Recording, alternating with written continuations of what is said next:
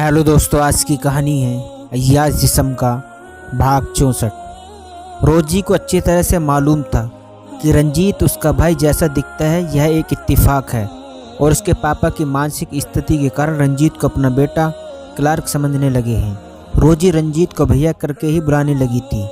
रंजीत ने उसे अपने बारे में सब बता चुका था कि वह कौन है और कहाँ का है। माइकल रोजी से नाश्ता लेकर कमरे से बाहर निकलकर बगल के रिफ्रेशमेंट रूम में नाश्ता करने निकल जाता है।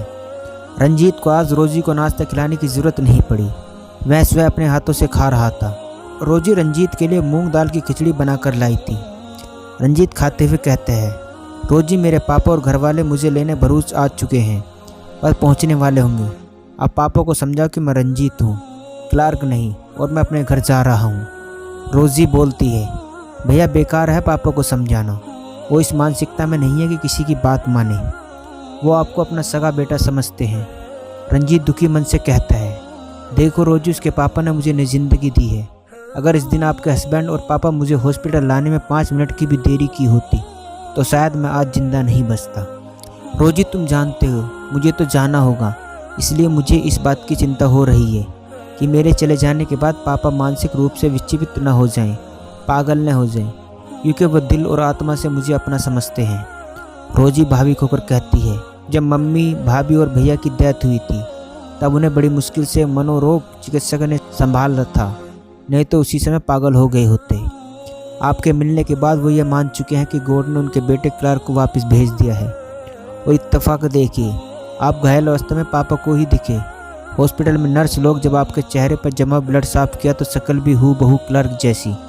मैं पहली बार देखी थी तो शौक हो गई थी। पापा को अब इस मानसिक स्थिति से कैसे बाहर निकाला जाए, ये एक बड़ी समस्या है। भैया, मेरी तो समझ में कुछ नहीं आ रहा। जब से तुमने जाने की बात कही है मुझे चिंता होने लगी है कि अब पापा का क्या होगा। रंजीत खिचड़ी खा चुका था। रोजी उसके हाथ से प्लेट और चम्मच लेकर टेबल पर रख देती है और फिर उसके हाथ में पानी की बोतल दे देती है। पानी पी लेने के बाद रंजीत का मुँह और चेहरे को रोजी टॉवल से साफ करती रहती है। उसी समय कमरे में डॉक्टर गढ़वी, एक नर्स और साथ में रंजीत के पापा और बाकी लोग कमरे में आ जाते हैं। भैया कहकर पुकारते वर्णिता और अजीत दौड़कर रंजीत को गले लगाकर रोने लगते हैं। बाकी लोग रंजीत को देखकर उसकी आंखों में भी आंसू आ जाते हैं, जो शायद खुशी के थे। इन सबको देखकर रंजीत भी रोने लगता है। रोजी इनके मिलन को देखकर वो भी रो पड़ती है। यामिनी तो पहली बार में रंजीत को पहचान नहीं पाती है। दुबला पतला चेहरा सूखा हुआ। जिस दिन वो अहमदाबाद जा रहा था उस दिन का हेल्थ और चेहरा और आज का हेल्थ और चेहरे में ज़मीन आसमान का अंतर था। यामिनी अनायास रो पड़ती है। तभी कमरे में माइकल नाश्ता करके कमरे में प्रवेश करता है। कमरे में लगी भीड़ को देखकर वह थोड़ा असहज हो जाता है। रोजी अपने पापा को देखकर कहती है, पापा, ये लोग मुंबई से क्लर्क को देखने। रोजी अपनी बात पूरी भी नहीं कर पाती। माइकल आंसू बहाते हुए कहता है, बेटी रोजी, मुझे पता चल गया है, ये लोग रंजीत को अपने साथ ले जाने को आए हैं। रोजी और रंजीत माइकल की बात सुनकर दंग रह जाते हैं कि माइकल को अचानक क्या हो गया। रोजी तो सोचने भी लग जाती है, कहीं पापा अचानक नॉर्मल तो नहीं हो गए। रोजी, जानती हूँ यह मेरा क्लार्क नहीं रंजीत है। कल शाम को तेरी माँ और उसकी सहेली मिसेज जोनीफर अपने साथ क्लार्क को लेकर आई थी। रोजी पापा की यह बात सुनकर समझ जाती है कि पापा नॉर्मल नहीं, अभी भी इमोशनल की दुनिया में है। माइकल आगे कहता है, क्लार्क ने बताया कि तेरी भाभी और मम्मी के साथ वह अच्छे से हैं और जिसे मैं क्लार्क समझ रहा हूँ वह मुंबई का रहने वाला रंजीत है। उसकी शक्ल उससे मिलती है। डॉक्टर गढ़वी, रंजीत के पापा और अन्य लोग दोनों बाप बेटी की बातें सुन रहे थे। कोई बीच में बोलने की हिम्मत नहीं कर पा रहा था। रोजी इसी मौके पर कहती है, पापा, मैं कब से कह रही थी कि यह रंजीत है, क्लार्क नहीं, पर आप नहीं मान रहे थे। रंजीत के पापा अचानक बोल पड़ते हैं, जी सर, यह मेरा बेटा रंजीत है। माइकल कहता है, सर आप सही कह रहे हैं। मेरी पत्नी लिंडा ने बताया था कि आप लोग इसे लेने आने वाले हैं और बोली कि मैं रंजीत को अब आप लोगों को सौंप दूं। जिद न करो। मैं जिद न करूंगा सर, यह आपका बेटा है। इतने दिन रोजी, नर्स सभी कहते थे कि यह मेरा बेटा क्लार्क नहीं, पर मैं अपनी बात पर अड़ा रहा, इन पर विश्वास नहीं करता था।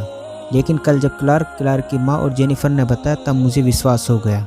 यामिनी, वनिता, अजीत और आलोक की कुछ समझ नहीं आ रहा था कि यह चल क्या रहा है। ये क्लार्क कौन है?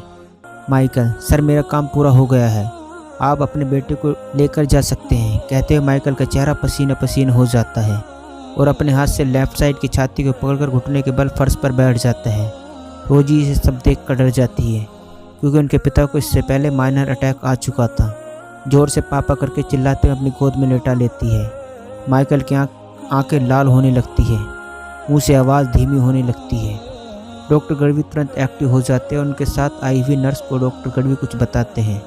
वह कमरे से निकलकर नर्स के स्टाफ रूम की तरफ भागती है। रोजी रोते हुए चिल्लाकर कहती है, डॉक्टर साहब मेरे पापा को बचा लीजिए। डॉक्टर गढ़वी रोजी को चुप करने का इशारा करते हुए रंजीत के पापा के साथ माइकल को फर्श पर चित लेटा देते हैं। डॉक्टर उनकी कमीज़ और पैंट के बटन खोलकर उनके पल्स चेक करते हैं, फिर तुरंत उनकी छाती पर हाथों से जोर जोर से पुश करने लगते हैं। रंजीत बिस्तर पर बैठे बैठे ये सब देखकर घबरा जाता है। बाकी लोग भी डर के मारे माइकल और डॉक्टर की अगली एक्टिविटी को देखने लगते हैं। थोड़ी देर में नर्स एक इंजेक्शन लेकर आती है और उसे माइकल की बाहों में लगा देते हैं। उस समय 2 वार्ड बॉय स्ट्रेचर लेकर आ जाते हैं। वो माइकल को उठाकर तुरंत मेजर आईसीयू वार्ड में लेकर चले जाते हैं। रोजी, अजीत, आलोक और रंजीत के पिता भी उनके पीछे पीछे जाने लगते हैं। क्या होगा आगे जानने के लिए कहानी का अगला भाग ज़रूर देखें। दोस्तों, ये था इलियास जिस्म का भाग 64। दोस्तों, कहानी अच्छी लगी हो तो चैनल को सब्सक्राइब करना ना भूलें।